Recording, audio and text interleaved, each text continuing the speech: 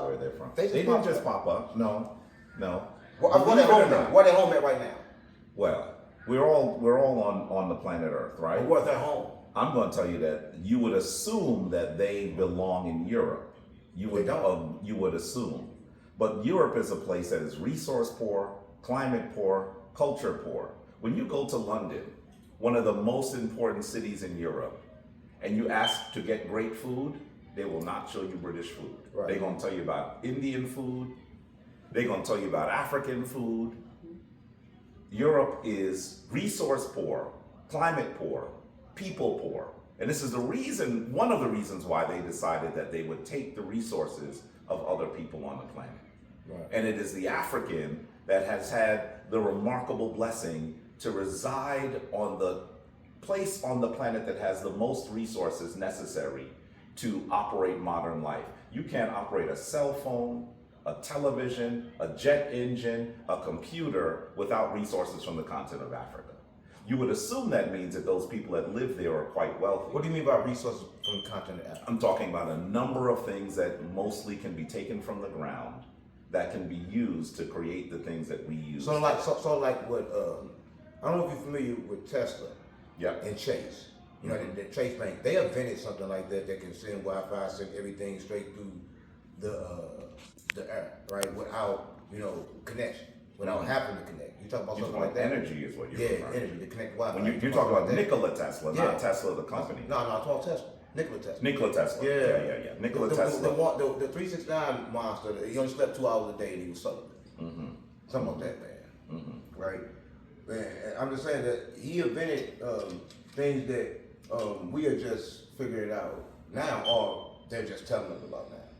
So I don't know. I would argue that some of Tesla's, this is a conversation we should definitely have at some point, but I would argue that even some of Tesla's ideas don't come from the place where he came from. That some of those places, some of those items come from African principles that have been remixed to be useful. Of course. So for example, when we look at a battery, right? We look at a battery. There isn't anything in this room that probably doesn't have some form of a battery. It is one of the most important devices of the modern world. It allows us to take the energy essentially from the sun, right? Because we're all trying to get energy from the sun, and store it so we can use it in different places. Store it so that we can use it when the sun is not shining on the place on the planet that we're in. Right. But we only see batteries the way that they come in the store. If you rip that down, you would clearly see that design is Kemetic. And it looks remarkably similar to what we would call the Jed column. The Jed column is in the middle of my Ankh. I want to say this to you. This is a priesthood Ankh. I worked 13 years for this. The only people who touch my Ankh is whose energy that I have sensed. I want you to hold it and look at the Jed in the middle. This is the Jed here. This is the column that represents the spine of a star. There's energy coming off there. There is energy coming off there. And it's not even just my energy. There's energy of the ancestor who crafted it, who recently became an ancestor. I can feel it, my body shaking. Yeah. He's there.